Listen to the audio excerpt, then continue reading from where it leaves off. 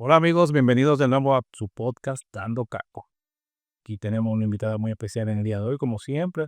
Tenemos a alguien del mundo del arte y de la arquitectura. Teníamos mucho que traíamos a alguien artista al podcast. Siempre es bueno estar en contacto con el mundo del arte. Damos la bienvenida a Celeste Ogando, conocida mejor como Kira. Exacto. Discúlpame que no te dije el otro apellido porque no lo quería pronunciarlo No, mal. se pronuncia, es muy sencillo. ¿Ves? Ves. Ah, bueno. Pero yo no lo hubiese pronunciado así. Ogando ves. Ogando ves. ¿Tú ves? La E final no se pronuncia. Está muy bien. Bueno, Celeste, o mejor dicho, Kira, como se y Kira, de que no sabe mejor. Gracias por aceptar la invitación. Gracias a ustedes por invitar. Ella es arquitecta de profesión, pero incursiona en el mundo de la fotografía, mundo artístico de la fotografía, que pues a veces es tan subestimado. Como que siempre hablamos del arte, pensamos en los músicos, en los pintores, pero a veces como con la fotografía, tienen como un poquito ahí, como que no le dan, siento yo que no le dan como tanto valor. Pero es una ciencia que viene detrás, y no, y que es un arte así, que requiere mucha sensibilidad. Entonces vamos a hablar un ratito de eso con Kira aquí, a ver desde su experiencia, de su óptica. Kira reside en Francia desde hace muchos años. 25 años. Entonces, es interesante ver también el punto de vista de ella como inmigrante, como persona que, que ejerce una profesión en otra cultura y cómo eso se integra con lo que ella aprendió aquí en nuestro pato. ¿Parece bien? Vamos a darle caco. Pues vamos a darle caco entonces. Pues va a poner al principio, como decimos siempre. ¿Cómo entras en el mundo de la arquitectura? O sea, ¿qué, qué te lleva, qué te lleva a la arquitectura? Bueno, es una anécdota muy sencilla que quizás es compartida por muchos de lo que he constatado en el tiempo, y es que cuando tú decides hacer algo totalmente diferente a lo que hacen tus hermanos, que son mayores, tú tomas decisiones muy particulares. Entonces yo vengo de una familia donde mi madre es abogada, era abogada, mi padre era médico, yo soy la menor, tengo una hermana mayor que hizo una trayectoria en las finanzas, en bancos, y tengo un hermano en el medio que es economista, abogado y etcétera. Entonces yo con el tiempo me he dado cuenta con la madurez y creciendo y haciéndome la pregunta, ahora que mi madre está muy anciana, eh, uno hace trabajos retrospectivos y yo me di cuenta de que siendo la menor, eh, mi madre de alguna manera me transmitió una parte de su sensibilidad que ella no pudo abordar. Inconscientemente yo capté eso pequeña.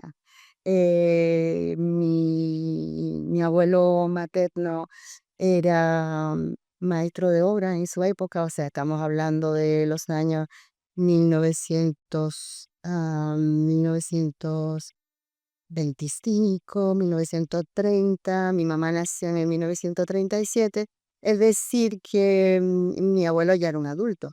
Y mi abuelo fue maestro de obras de construcción de los mejores arquitectos en ese momento, que fueron los arquitectos que hicieron eh, una gran parte del patrimonio arquitectónico de la República Dominicana luego de la época colonial, es decir, todo lo que fue Gascue y algunos proyectos en provincia de Trujillo, o sea, proyecto Trujillita, pero bueno. Entonces, siendo muy pequeña, yo estaba chumela, yo nada, o sea, yo tenía esa sensibilidad y siempre que el abuelo venía, yo lo seguía, y entonces si él eran esos abuelos que ya estaban retirados, entonces, bueno, había que reparar una terraza, una escalera, y yo iba con mi abuelito. Entonces, bueno, Que ahora sí, fíjate, sí, sí, sí, son anécdotas muy bonitas, pero porque me explicaron a mí mismo y porque yo tomé esa decisión. Y también, bueno, hay una aptitud natural al dibujo, a eso es más o menos natural. Yo siempre dibujé bien todos los mapas que me ponían en la escuela, me encantaba hacerlos.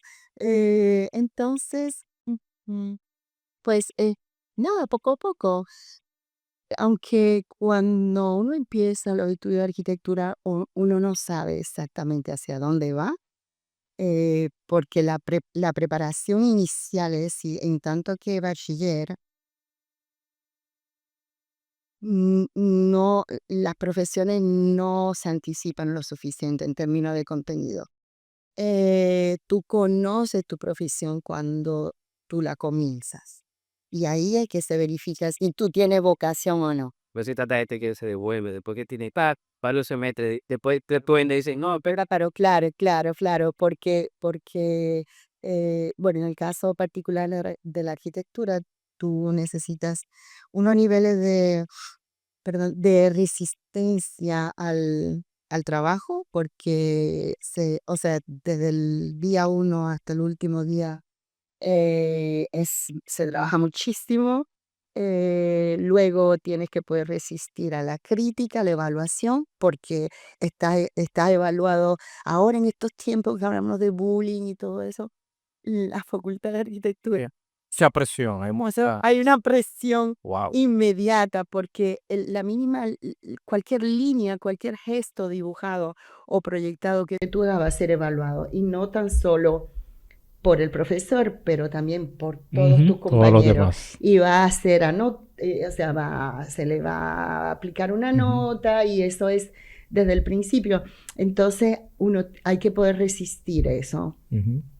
Además de que hay una connotación intelectual que es muy densa, es decir, es una profesión Hay que donde, comer libros. sí, donde todas las dimensiones de la humanidad están incluidas, es decir, tú tienes que, o sea, geografía, sociología, matemáticas, físicas, es decir, todo.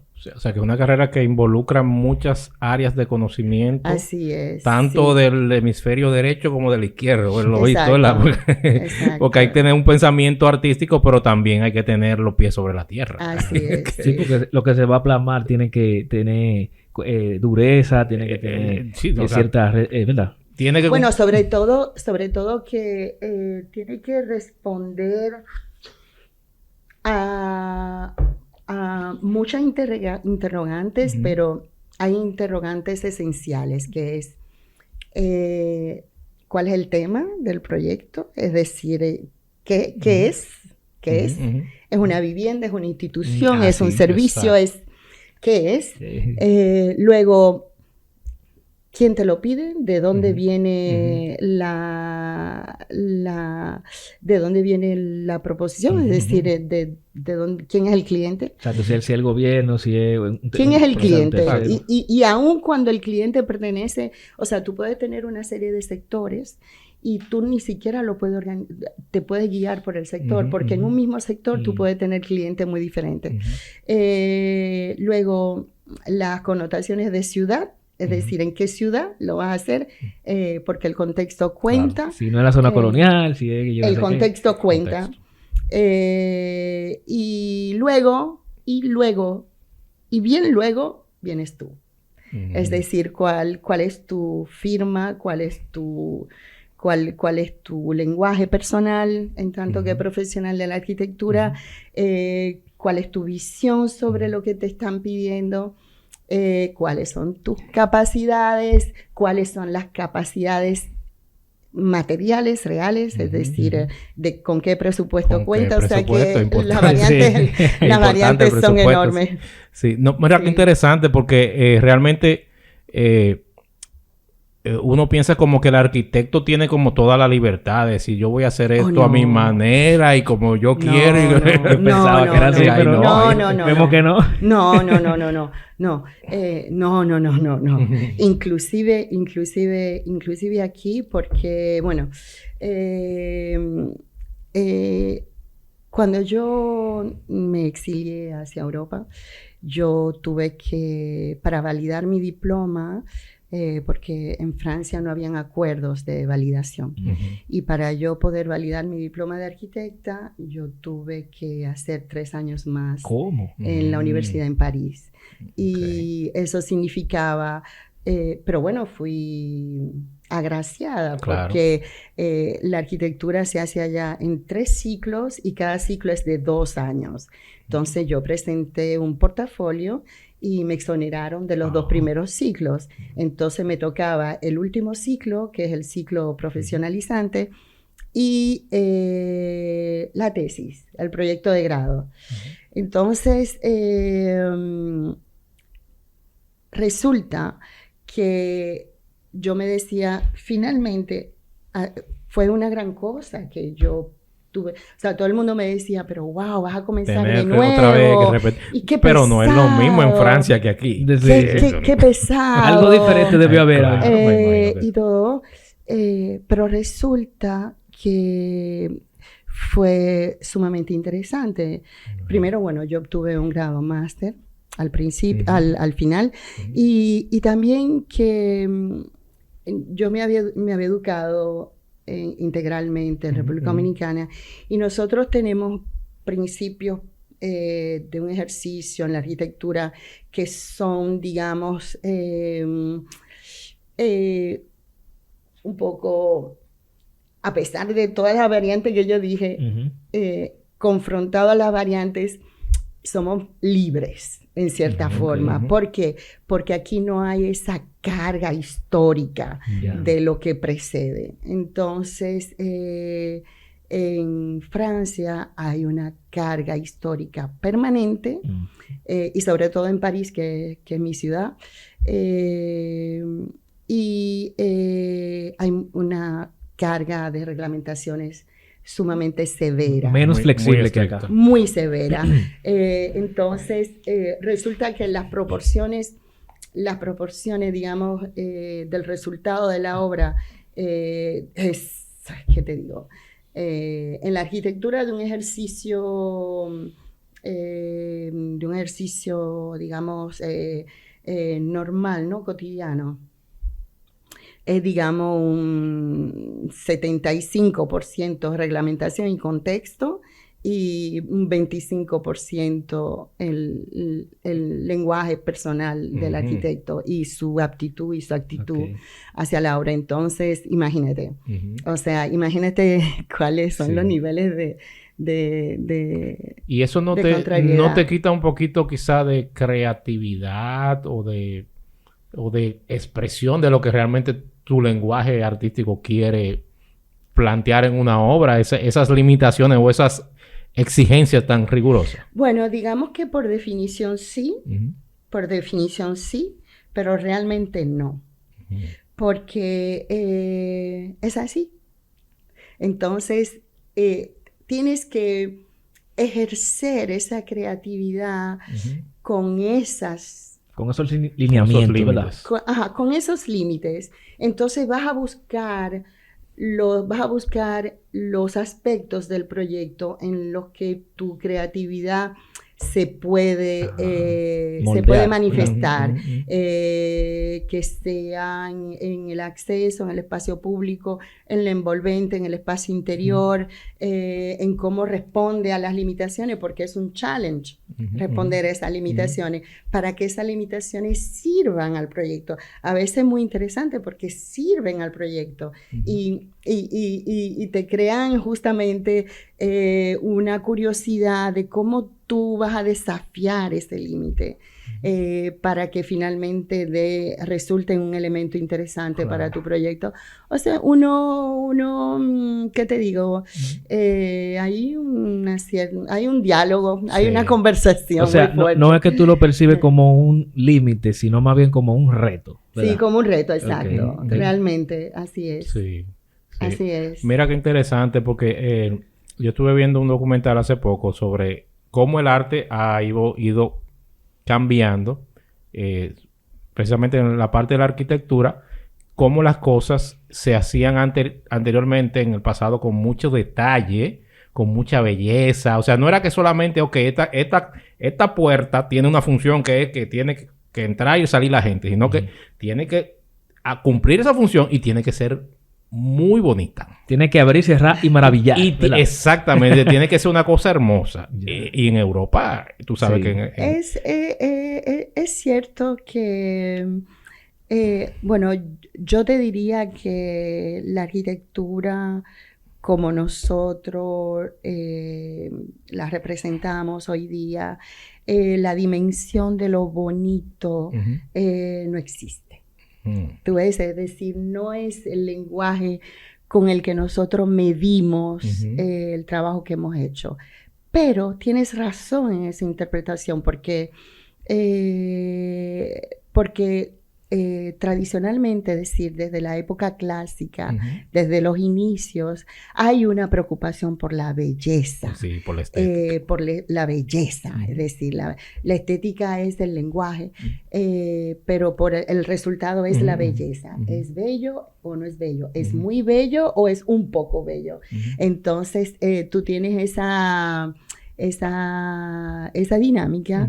Y sí, cuando el público en general percibe la arquitectura, es normal que se diga si, bueno, ¿es bello o no es bello? Y eso se entiende. Pero nosotros los profesionales no necesariamente pensamos de esa forma. Pero no nos desagrada que lo encuentren bello, lo que hay, que hemos hecho. O sea, que claro, porque muy la idea no es, es poder combinar lo utilitario con, vamos a decir que con la parte estética, que sea agradable a los sentidos. Sí, exacto. ¿No? Y también que tiene un peso psicológico incluso, la forma, la estructura, color, etcétera. Todo eso tiene un peso psicológico que cada detalle cuenta, ¿verdad? Claro, claro, y además, bueno, si volvemos a Europa, aunque no necesariamente tenemos que irnos a Europa, porque nosotros fuimos fundados, la ciudad de Santo Domingo fue fundada por europeos. Y gracias a esa fundación, a pesar de las calamidades, pero heredamos. Pero bueno, hay un patrimonio, hay un patrimonio y ese patrimonio es converge con lo que en el momento los europeos hacían en Europa. Y por eso tenemos la zona colonial con todos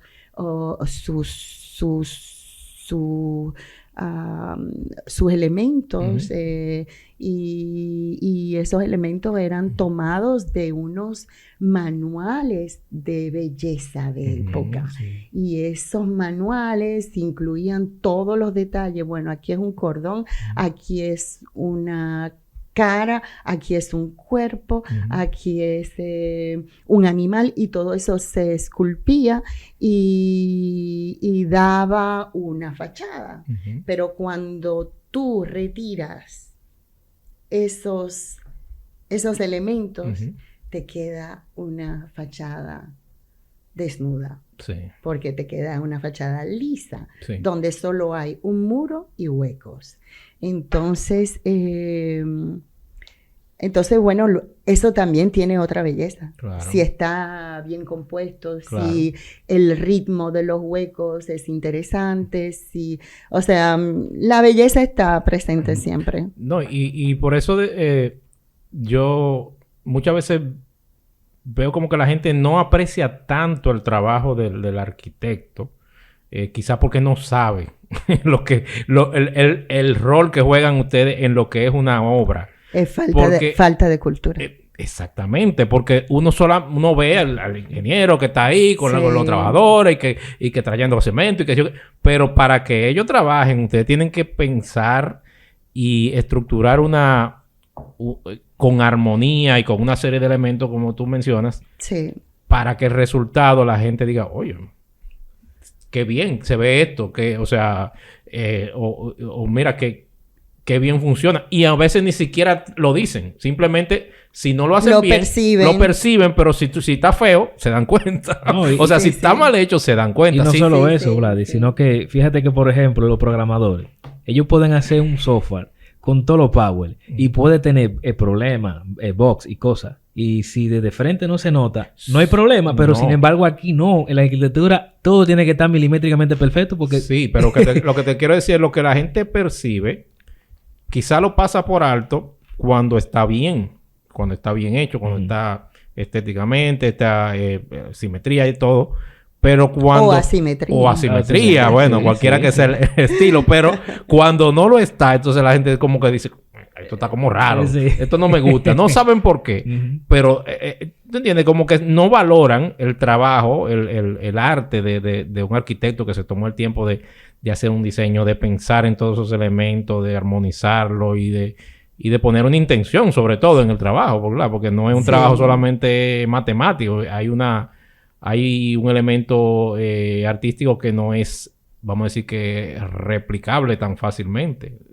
Es que eso es muy interesante, el tema de la arquitectura. ¿Cómo fue para ti ese proceso de migrar a Europa?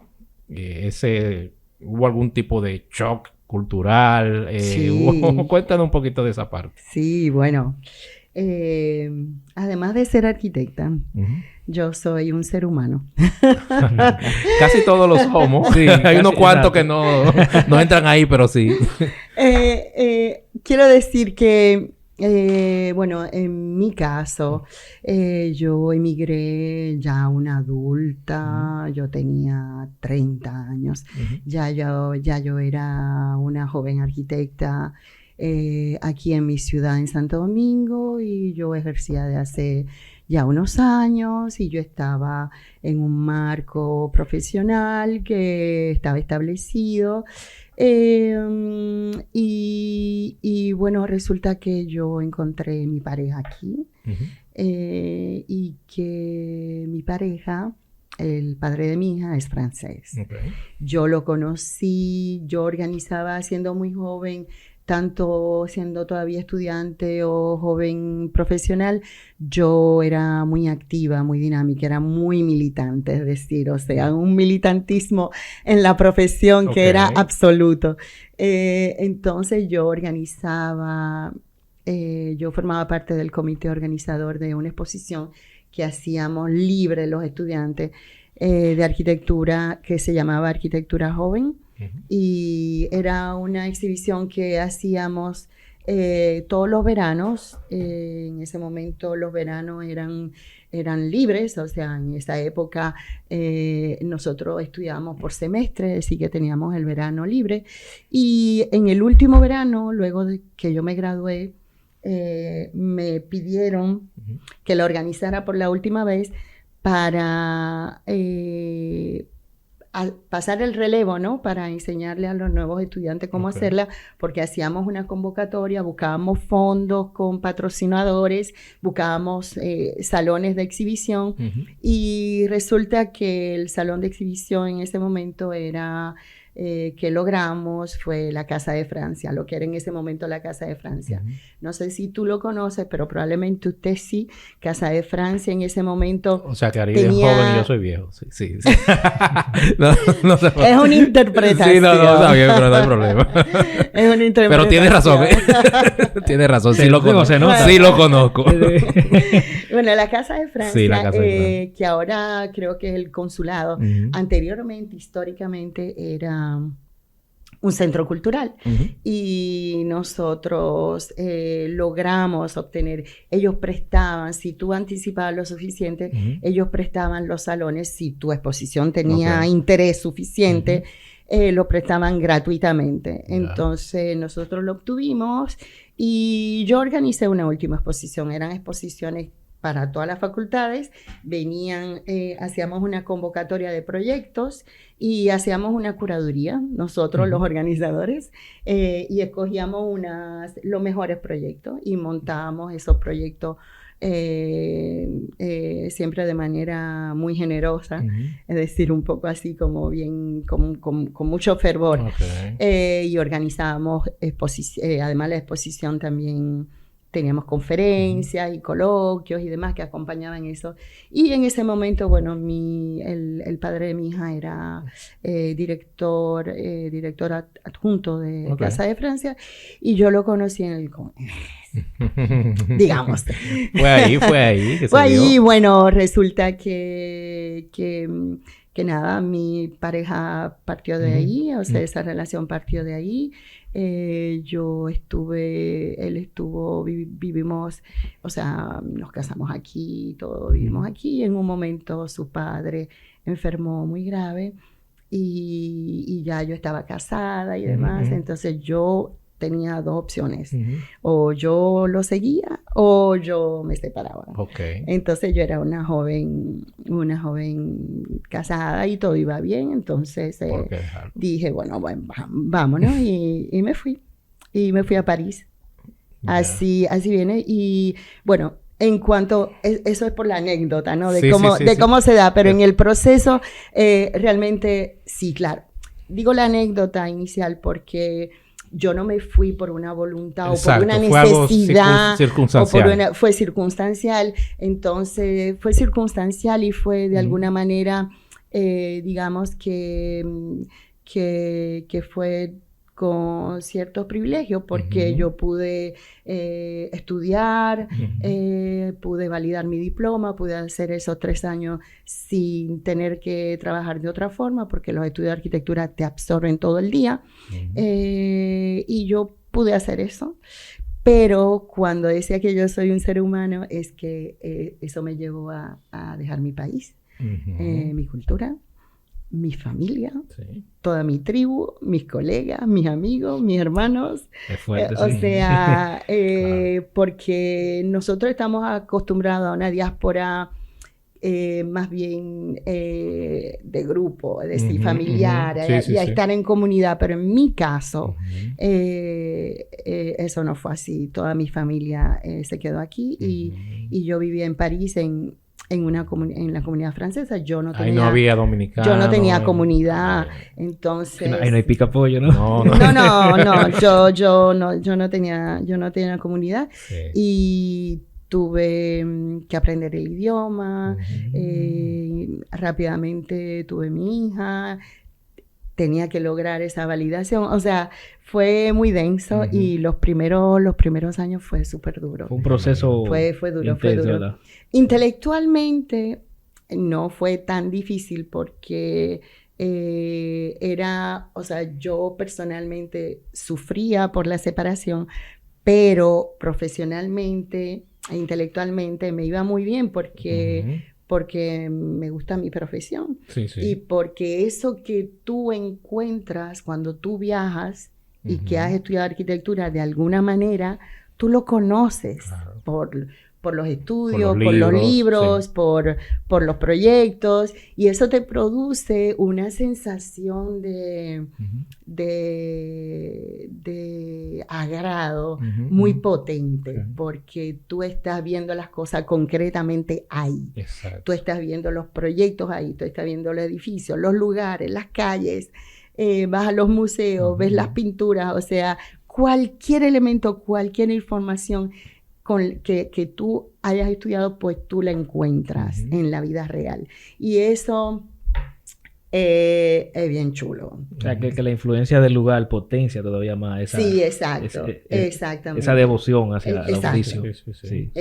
Sí, eso mismo. No, pero qué interesante. Fue algo, vamos a decir que fue algo circunstancial, pero que al final terminó siendo algo definitivo para tu crecimiento profesional. Claro. Y pudiste... No, determinante, sí. Qué bien. ¿Y cómo conectas la arquitectura con la fotografía? ¿Dónde entra la fotografía en todo este escenario? Bueno, muy sencillo. No voy a decir así, porque eso puede inducir a una confusión, en el sentido de que muchos podemos hacer fotografía, pero no todos les interesa o pueden hacerla. Pero resulta que la fotografía es una construcción. Es decir, que cuando yo voy a tomar una foto, yo evalúo los límites los tengo que definir. Eso es casi como que tuviera una parcela o un terreno, ¿tú ves? Yo defino los límites. El encuadre y eso, sí. Los límites. Yo defino los elementos con los que voy a trabajar, los cuerpos, es decir, hay cuerpos y no tan solo cuerpos humanos. Es decir, cualquier cosa es un cuerpo. Cualquier elemento. Cualquier elemento es un Sí. cuerpo. Y cuando tienes eso, tienes también el vacío. Y con ese vacío, en ese vacío, estás tú. Tú ves, porque tú te vas a posicionar en ese vacío con tu mirada, con lo que tú quieres decir. Entonces, es un entrenamiento que tenemos porque estamos acostumbrados a observar. La observación, o sea, yo observo, yo soy muy observadora. Los arquitectos somos observadores de formación. Sí. Y yo creo que yo particularmente, o sea, lo soy más. Todo lo que veo, yo no lo veo únicamente como lo que es. Yo todo lo que veo lo interpreto analíticamente. O sea, me gusta. Es como algo, forma parte de mi personalidad. Y bueno, también, bueno, como todos sabemos que la fotografía es una herramienta del recuerdo. Y yo siempre he reunido la información a la memoria. Entonces eso me ha permitido incursionar en la fotografía y hacer un trabajo fotográfico que bueno. Que incluso participaste en la Bienal de Artes Visuales o en varias bienales de artes visuales. En la Bienal de Santo Domingo yo he participado, estuvimos conversando un poco anteriormente y te decía que yo había participado en la Bienal y en la Bienal de Arquitectura y de Artes Visuales antes de irme del país, en tanto que arquitecta, pero es la primera vez que yo participo en la categoría de fotografía. Sí. Justamente porque,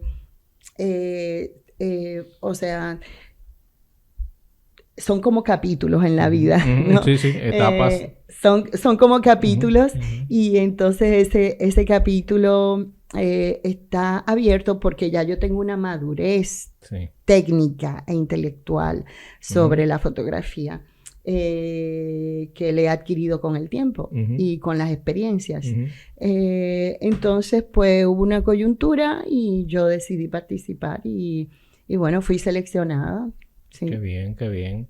Mira, y qué interesante que tú mencionas el acto de tú interpretar las cosas que tú observas, porque muchas veces miramos, pero no observamos las cosas. Y quizás la diferencia entre un fotógrafo artístico, vamos a decir, y una persona que tira fotos en Instagram, sin quitarle mérito, ¿verdad? Porque cada quien tiene su papel, es precisamente eso, que hay una intención, hay algo detrás de la imagen, no solamente es la imagen, sino lo que tú viste, que la gente no ve. Muy importante. Porque tú y yo podemos ver lo mismo, podemos ver ese mueble ahí, pero quizás tú interpretas una cosa y yo otra. Exacto. Entonces, es que eso es una habilidad que se entrena, porque fíjate que, por ejemplo, los diseñadores gráficos, esa gente paran viendo letreros y es buscando detalles. Claro, porque analizan la tipografía ahí mismo, etcétera, etcétera. Exacto, pero que cuando hay una intención, no es solamente lo que capta la cámara, sino que tú quisiste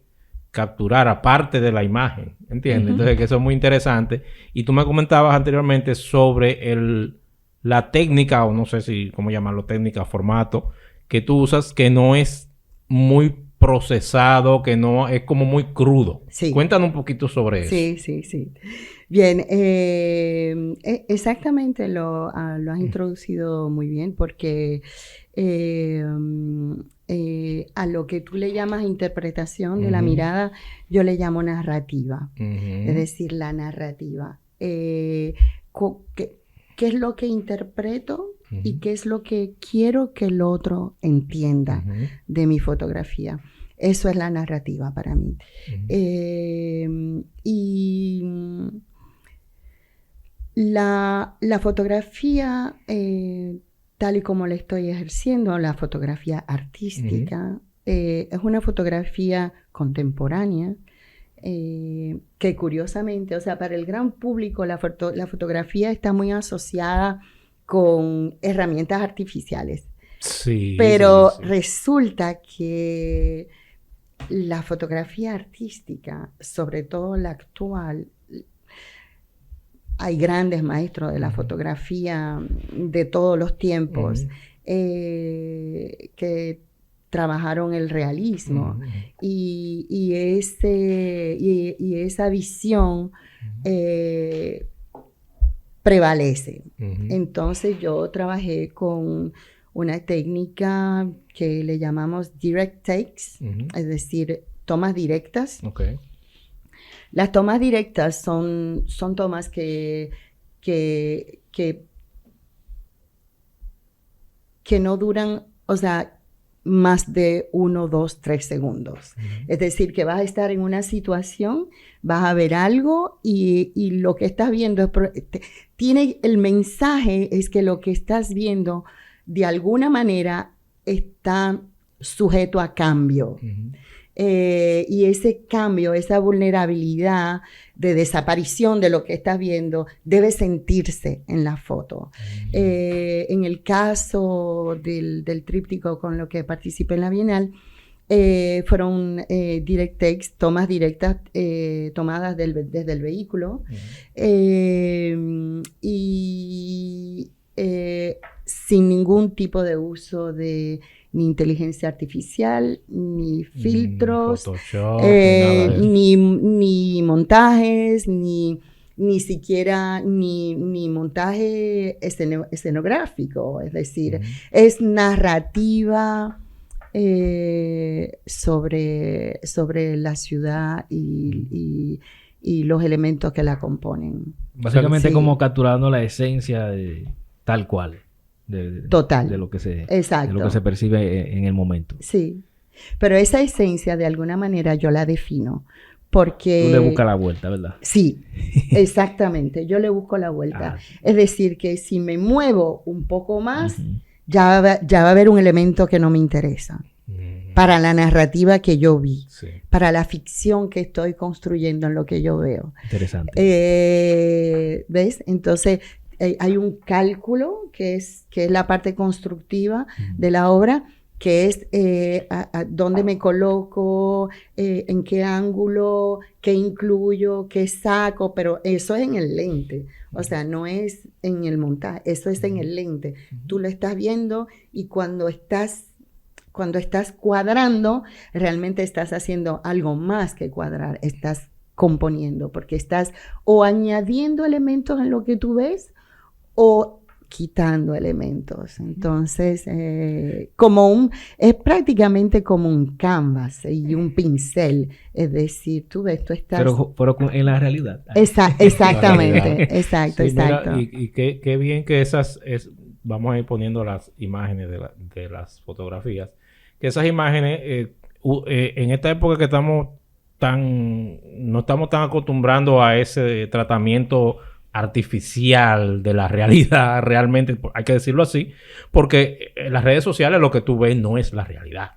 Sí. Es una construcción de la realidad preprocesada, o sea, con filtro, con un montón de cosas para que quede perfecto. Sí. Pero capturar la imperfección como tú dices, con esa narrativa, con esa intención, no es todo el mundo que lo puede hacer. Bueno, eso es lo que le da la dimensión artística y no comercial.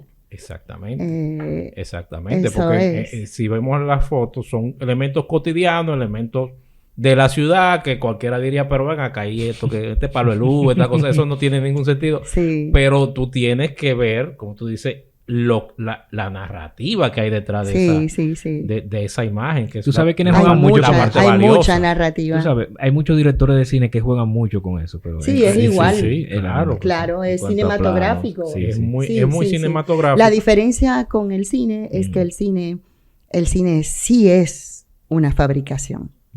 ¿Tú ves? Porque es en el tiempo. No tan solo en el tiempo, Sí. pero que hay un escenario, hay Ujú, actores, ujú, ¿entiendes? Eso sí que es un montaje. Sí, o sea, cuando mis fotografías, cuando tú las ves, de hecho, yo escogí el formato de una pantalla de teléfono porque el título de mi obra es un tríptico que yo llamé Meta RD. Meta RD. RD escrito literalmente, es decir, no abreviado, sino Ok. RD. Así mismo. RD, porque yo encuentro sumamente interesante esa interpretación de nosotros mismos.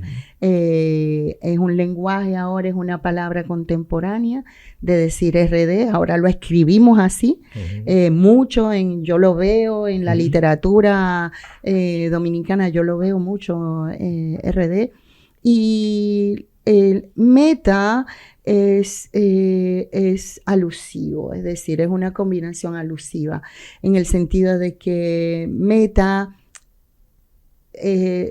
tiene una relación alusiva a todo lo que es cibernético. Ahora a Facebook le llamamos meta. Hay algo que te digo, a un componente un poco alucinatorio que tiene que ver también inclusive con las drogas, es decir, hay connotaciones sociales actuales que se pueden definir meta. Y estas fotografías están, digamos que, interpretadas por mí desde esa perspectiva, es decir, RD con toda la complejidad actual. No, y qué bueno que dices actual, porque hace unos cuantos años no hubiera encontrado esos elementos No. así.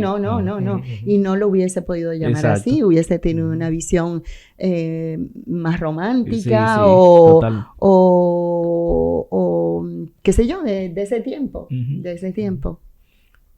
¿Tú piensas que a nivel de como tú capturas la ciudad, o sea, el entorno nuestro, ¿ha habido algún tipo de evolución positiva o estamos estancados, vamos para atrás? Tú que por tu situación ya que no eres, vamos a decir que visitante, nosotros que vivimos aquí no notamos quizás las cosas, pero tú que no vives directamente aquí, ¿tú has visto algún tipo de evolución en cuanto a la ciudad? ¿Ha cambiado para bien o qué? ¿Cómo lo ves? Bueno, mira, yo soy...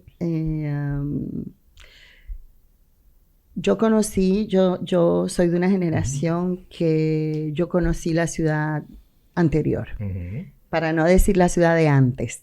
La ciudad anterior es diferente. Okay. Cuando tú dices antes es una visión un poco retrógrada, tú sabes. Pero la ciudad anterior es una ciudad que solamente precede que no es ni mejor ni peor, o sea, no le estás clasificando, es simplemente anterior. A la que vivimos hoy. Entonces yo tengo en mi memoria esa evolución. Yo tengo en mi memoria esa evolución, entonces definitivamente que la ciudad de Santo Domingo particularmente, que es mi ciudad porque yo nací aquí, pero bueno, repercuta en la provincia también. Inmediatamente hay un asentamiento de cierta importancia, repercuta lo mismo, y es decir, son unos niveles de caos extremos. Unos niveles de caos extremos. Y justamente mi fotografía recoge ese diálogo, Ujú, ujú. pero de una manera minimalista. Es decir, que yo no voy a buscar el interior de los elementos para mostrar, digamos, sus tripas. Ujú. Es decir, no es eso. Es la complejidad en la manera en cómo los elementos de mi fotografía interactúan. Y la narrativa recoge ese caos, recoge el caos. Aunque formalmente es minimalista, la narrativa la narrativa tiene la misión de hacer entender el caos. Ujú. Qué interesante. Wow. No lo había visto desde ese punto de vista, pero realmente sí. El caco, el caco se me va a salir. Sí, no, mira, qué interesante. ¿Cuáles son tus aspiraciones a nivel de fotografía? ¿Qué tú quieres hacer ahora? ¿En qué vas a continuar tu obra? Bueno, la motivación primera es tener justamente poder crear un catálogo de narrativas Ujú. justamente sobre esas transformaciones localmente. Es una manera de